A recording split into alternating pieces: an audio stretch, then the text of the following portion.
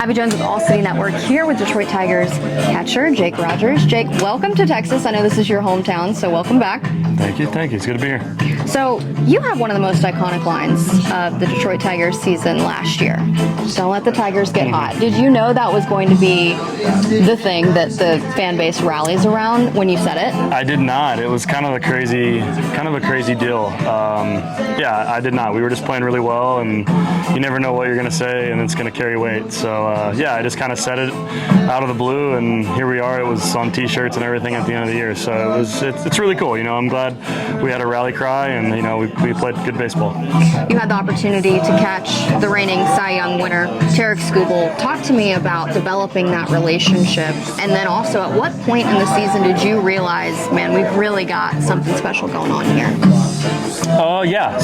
Scoob did incredible last year. When I was catching him every outing, and it was just kind of just a relationship that we kind of built together throughout that year. And I think when I realized it was kind of about halfway through, we were at the Little League Classic, and I just kind of realized, sat down with a couple people that wanted to talk more about him, and just kind of the season he was having, and it kind of made me realize he is doing kind of really well. You just kind of don't really realize it, and you're in the moment and just trying to have as much fun as you can. So he did incredible, and I would say about halfway through the year when that happened, and I started I kept a few things from that year, and it was just a really special year. I'm glad he had it. He deserved it. With his season last year, did you see any immediate adjustments that kind of created him into this Cy Young pitcher as opposed to years before?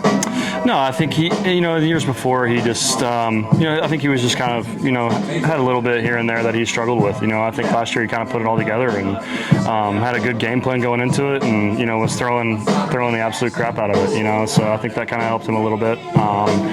He was just overpowering hitters. It just really he made hitters look really silly, and different hitters would come in the box and be like, "Man, this guy's nasty." Yeah. At the end of the year, he won the Cy Young to show for it. So he just kind of I think put a lot of things together as far as just kind of accuracy, and obviously throwing 100 really helped him. It helps anybody. So just a great year altogether.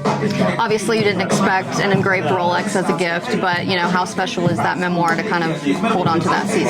Yeah, I told him, I was like, man, I think just the experience of being able to catch him every day and kind of be able to say that I caught every game of a Cy Young Award winner was good enough for me. And being able to play this game is just so heartwarming, and he's probably one of the best dudes ever and the most giving people I know. So he kind of came into spring training this year, and it was literally just me and him in the clubhouse, and he opened his backpack up and gave me the green box, and it was a really cool moment. He didn't want to.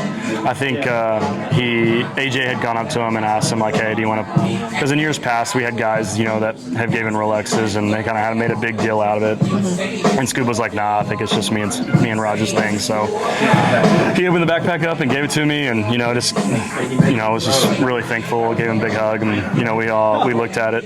He bought himself one too, matching. So it's just really cool. It's something that I'll cherish forever and probably pass down generation after generation. So it's just a really cool memoir that I have, and really nice of him to do that. When your manager and club's team perspective on pitching is pitching chaos, Tarik Skubal in pitching chaos. I know this year it's a little more controlled chaos. How difficult does that make your job?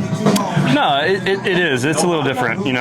Once you kind of get to know guys throughout the year, and you get to know the bullpen and kind of what they do, and at the end of the year last year when AJ was kind of rolling through a lot of guys, there was a method to his madness. And at the end of the year, I could kind of guess, like, okay, we're going to start with Holton, and then I can go, okay, well then we're going to go to Herder, and then we're going to go. I could kind of piece it together what he was going to do. So it makes really just kind of a lot of sense the way he did it. And at the end of the year, it kind of got easier and easier. And once you know your bullpen guys, you kind of know their strengths and what they want to do. And you got to tip the cap to the bullpen last year of what they were just being able to get thrown into a lot of different roles is not easy, and they did a really good job with it. So, do you have any advice for young players that are wanting to work on developing that relationship, and a piece of advice that maybe you would have enjoyed being in their shoes? Yeah, I think the biggest thing is just be open to hearing, and just always have, I guess it's called like an open door policy. I mean, you're in the clubhouse, trying to learn. But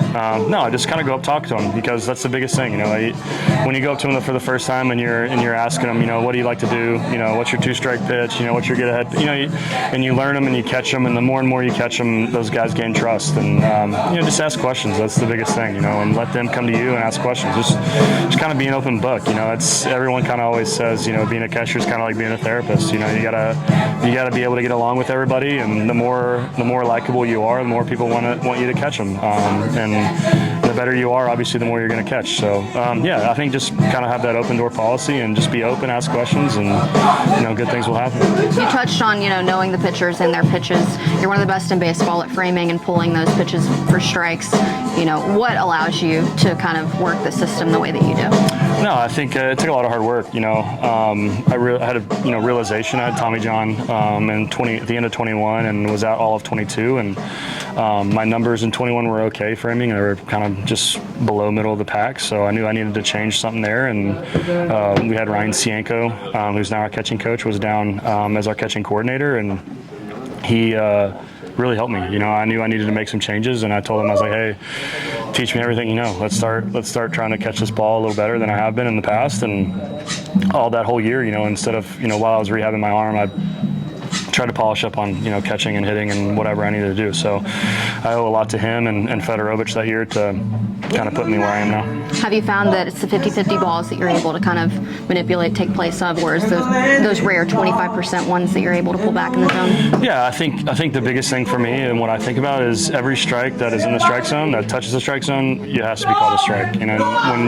When you get those kind of called for strikes, everything else is just kind of gravy on top. So every day it's just you want to be at that.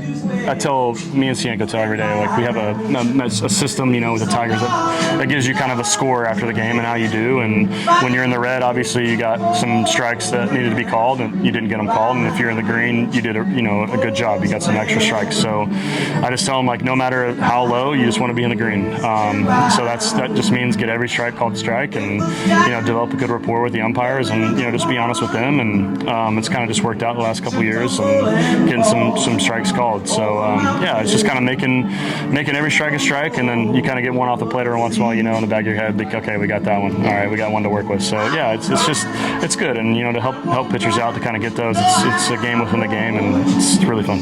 When you take a look at what Cal Raleigh's doing this season, leading the league in home runs and what he does behind the plate, how difficult and how impressive is his campaign this year? It's probably the most impressive thing I've seen. Obviously Shohei last year when his whole 50-50, and that was an incredible thing. But for him to be catching as much as he is and also putting the ball out of the yard is incredible. And he's not only a great hitter, he's a great catcher too. And he's got a platinum glove, last year to show for it. So he's known around the league. Guys love throwing to him, and he's a great catcher. And honestly, just the amount of times I've talked to him, is just a great human too, which is kind of hard to come by. But yeah, it's probably the most impressive thing I've seen since Shohei, which we've had some great years. Last year being able to see that and to see Cal do as amazing as he's doing is really impressive. And I hope people know, like, it's your body's tired, after catching, even 2 or 3 games a week, but him catching pretty much every day and doing what he's doing is one of the more impressive things I've seen. And if a kid wants to be in your shoes one day, hopefully catching a Cy Young winner and the postseason run that you guys had, what's your best advice to somebody that has those aspirations? Man, just stick to your dreams and dream big, because dreams come true. That's what I tell kids all the time. It's like, man, just have fun with it. This game's meant to have fun. Do silly stuff, make the game extremely fun and dream big. That's what I tell them. Like, just, you never know what could happen, because, I was a kid one time dreaming big, wanting to play college baseball, and then all of a sudden here I was in college baseball and dreaming about being a pro baseball player, and here I am, 5-6 years in. So it's just anything can happen.